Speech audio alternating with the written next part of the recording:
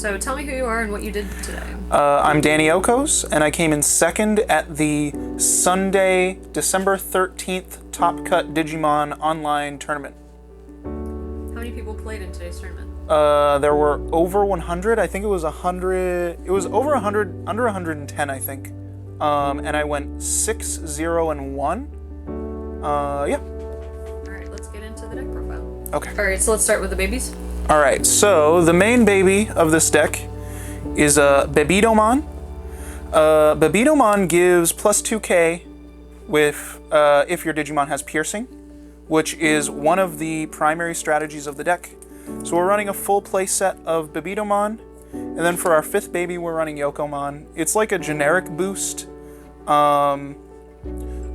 There's definitely a lot of times where I got into a fifth egg, so I don't think you would cut it for the consistency. Yeah, I'm really happy with that. And then for the main deck, I'm gonna start with the engine cards, and then we'll go with like the employees, as it were, the support staff. So we're running 4 copies of Tyrannomon, of course. It's a red Tyrannomon deck. And this Tyrannomon has jamming. He digivolves for 2. He's a 4-drop, level 4. And he has 4k. He's really strong. You apply a lot of pressure by being able to swing in with jamming. And except for like if they have Gaia Force, he's really typically safe. You definitely want to protect him with a blocker if you can, or if you can't digivolve him immediately after he attacks. There's a lot of times where you'll like want to attack with Tyrannomon with the jamming, and then use Taiga to digivolve up to Metal for cheaper. So yeah, you want to be really wary about protecting him because he's only 4k on your opponent's turn. For more Tyrannomons, we're running 4 blacks. Same deal. He's 6k. He gets piercing with Taiga. And he digivolves for only 1, so he actually digivolves for free with a Taiga. Yeah, he's a really great card. Metal Tyrannomon is an ultimate level, so that's level 5, and he's 10k, so he hits really hard. And he digivolves for 3, but again, you can reduce it with Taiga, so you can kind of manipulate how much memory you're leaving your opponent on. And yeah, he's just a big beat stick. He's really good. So then, really the thing that brings it home is Taiga. So Taiga is a tamer that gives all of your Digimon with Tyrannomon in their name piercing, and you can suspend him to digivolve a Tyrannomon for 1 cheaper. Now, you cannot use Taiga for your breeding Digimon. However, you can use it for main board. So it's pretty good. The piercing is like, I think piercing might be one of the best effects in the game right now. There's just so many times where I can target down a suspended Digimon that you really wanted to have for next turn and hit security. And I would like to see some tamer removal in the game to deal with this card, because I think he's actually really, I don't want to say overpowered. I think with more Tyrannomons in red, he might be overpowered. So that's the engine, that's 16 cards. And then as far as like support staff go, let's grab the rookies here. So we have 3 copies of the Tamer Agumon. I was running 4 of this, I cut it down to 3. I was running 2 copies of the starter deck tie before that gives you the plus 1k, and I ended up cutting it. It was valuable to get Dark Tyrannomon to swing over blockers, but effectively you needed Tai, Taiga, and Dark for that play to happen. And you can't really expect that to happen too often, so I ended up cutting it for more consistent options. And then Agumon got cut to 3 because I was only running 4 tamers. Even then, he's kind of okay. Like, digging for a tamer is really good, but you're giving your opponent information. You need Taiga to win with this deck most of the time, I think, but a hard cast 3 to get there, and then you need to play 3 more to play him, can be kind of awkward. We're running 4 copies of the deck Agumon. He's just a flat 1k boost. Same deal with the tie. We were running this to get over blockers. And there's a lot of times where, like, if they have a Mega with 10k, then Metal can get over it and Pierce, which is really strong. I'm running 2 copies of Biomon. I ended up adding these in last night because I was having an issue with memory and I was having an issue drawing into rookies. I was running 14 rookies yesterday, and I did so many calculations, and the math doesn't really look a lot better with 16 rookies instead of 14. It's like a 4% increase, but it feels like a lot more.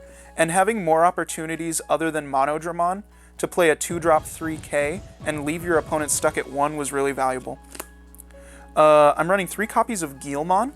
Guilmon is if your opponent has 5 cards in the trash, your Digimon gains 1K on your turn. And, like, he's okay. He's 3 more copies of Agumon late game. He's okay. He's just alright. I was running him at 4 copies, but I cut one for a Biomon. And then I'm running 4 copies of Monodramon. Same thing with Biomon. It's just a really strong rookie in general. 3K's decent, and he only Digivolves he only hard casts for 2. So you can choke your opponent at 1 memory quite a bit.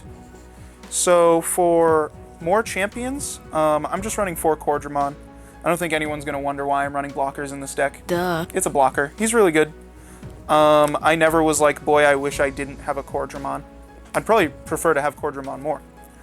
For ultimates, I'm running 2 Metal Greymon. We'll talk about this a little bit more later.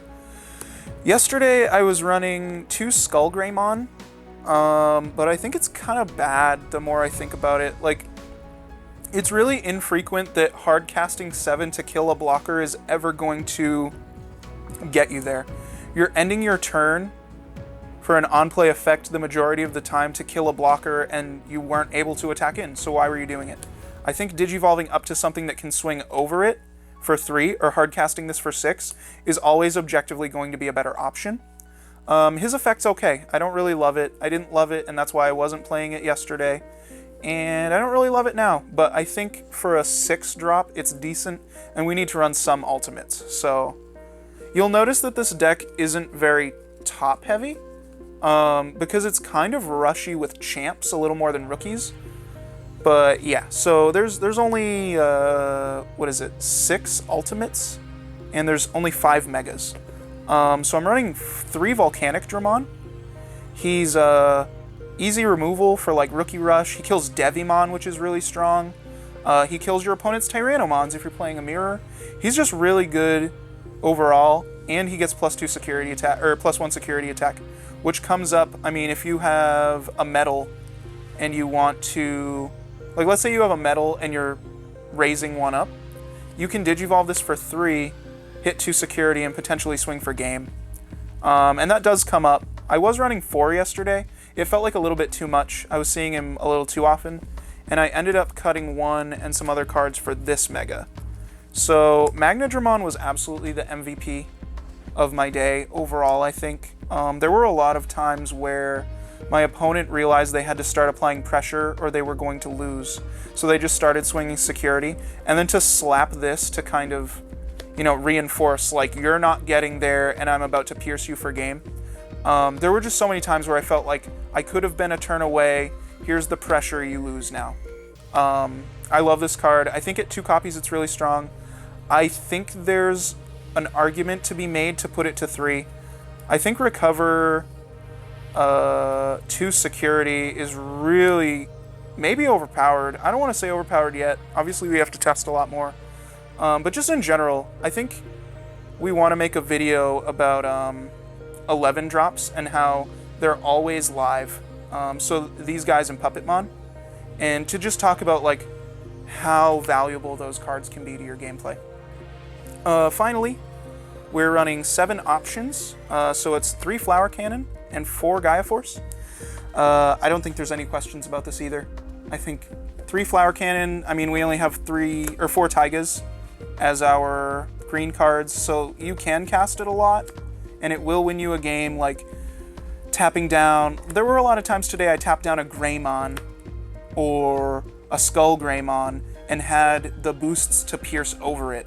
And it just comes up. Same with, like, if I think I tapped down a Magnadramon today and attacked over it with a Metal Tyrannomon to pierce with some boosts. And then Gaia Force, there are so many times where you have it in your hand and it feels awful, but I feel like there are just as many times it saves you. And it feels like such a high value card to see in the stack that I think you have to run it at 4 copies. In addition, I think 7 options is high, but these are 7 very high impact options. And with Magnadramon, if you've seen that you haven't really touched a lot of options yet this game, that can be a really strong power play as well. And yeah, so that's Red Tyrannomon. Alright, so now that we saw the deck profile, tell me what your matchups were like today. So round 1, I played against William. He was playing a red Gallantmon deck. I 2-0'd him. He was really good though. I think I just flower cannoned at the right times to pierce in for damage. Round 2, I'm not going to name my round 2 opponent. He was playing red Omnimon. And I want to, like, explain something, I guess. So there was an issue in game 2, which I lost, where I attacked with my Metal Greymon, and I wasn't running Metal Greymon yesterday in the core TCG tournament, thinking it wasn't good. So I was running Skull Greymon instead. And then in round 5 of yesterday's tournament, my opponent told me that at 2 memory, if he ends his turn, that the Metal Greymon loses the 3 for attacking, and then I go to 1 and I don't gain that other 3. And I believed him, and I changed my build based on that information, and that's totally my fault. And that's what I thought, and that's what we did in round 2. And it didn't win me the game. I lost that game, and I had not summoned it again until after a judge had reached out and let me know that I was incorrect. So I apologize for misrepresenting the game state in that situation. That being said, my opponent soft cheated 2 times, actually. When I won in game 3, he tried to ask me, like, wait, did you really win game 1? Trying to misrepresent what had happened. Even though we were in game 3, I don't know how we would have gotten to game 3 if I hadn't won game 1. And before I had won game 3, he tried to imply in time that because he was turn 0, he was the 3rd turn and that I didn't get another turn to attack. And that's how I won. So while I wanted to come clean about that, I just also think that if you're gonna, you know, imply that I did something wrong and I made a mistake, I'll own up to it. I just think you should be honest about what you did too. So yeah, judge handled it. I got a written warning, which I gladly accept. I totally made a mistake, and that's that. So round 3, I played against Kenneth, who was also playing red Omnimon. Kenneth was a super cool guy, and it was a really close game, and it was really nice to meet him in the tournament. In round 4, I played against Jacob. He was running blue and yellow. It was really cool. He had a combo where I hit a Kaiser Nail, and it pulled the Magna Angemon out from underneath, and he recovered a security, which was really cool. That was a really fun game. Round 5, I played against Nicholas. I believe he was also playing red Gallantmon, I want to say. And then in round 6, I played James. And if he wasn't playing Gallantmon, then James was playing Gallantmon. One of them was Omnimon, and one of them was Gallantmon. And then my final match, so I was 6-0 going into the final round. And my final match, I played against Gerald. And we went to time, and he was also running Gallantmon. I had a super fun time, and I'm really happy I played. I absolutely made a mistake, but other than that, I was really happy. I didn't feel like I made a lot of like gameplay mistakes. I felt like I made a lot of the right decisions throughout the day, and I was really happy with my deck changes that I had made since yesterday. Alright, so is there anybody you want to give a shout out to? Shoutouts. Okay, let's start. I want to shout out Team Ice Cream. Used to be our Yu-Gi-Oh team, and I'd like to bring it back as our Digimon team. So let's start with Team Ice Cream. These are friends that I played Yu-Gi-Oh with for years, and I'd like to build that back into something maybe Digimon oriented. In addition, I want to thank Lucid Sound. I used their headset all day, and it's lit as and it's a really good headset, and you know, it was great to be able to hear my opponents super clearly. I want to shout out our local game store where we got a lot of our product, Great Stories in Uxbridge, Massachusetts, as well as Ben and Jimmy, who we play with, and especially I did a lot of play testing with our friend Pat on Friday night, and without that testing, I actually lost every single game against Pat. They ask you how you are, you just have to say that you're fine when you're not really fine. I believe that to grow as a player, you need to constantly be playing against the best people possible so that you grow. And I'm really happy that I have so many great players around me to play against, to learn. Finally, I want to thank my mom. She was checking in on me all day because she's adorable. And Sydney, who ran around, did all the work all day. I love you. You know, she's recording this profile, she's killing it right now. But there was so much like work stuff that she did all day while I was playing Digimon for 7 rounds. And I really appreciate that. If you want to check us out, it's twitch.tv/DannyOHKOs, twitch.tv/DannyOHKOs. We want to do more Digimon stuff. And this was really fun. Thanks to Top Cut for holding the event. And check us out.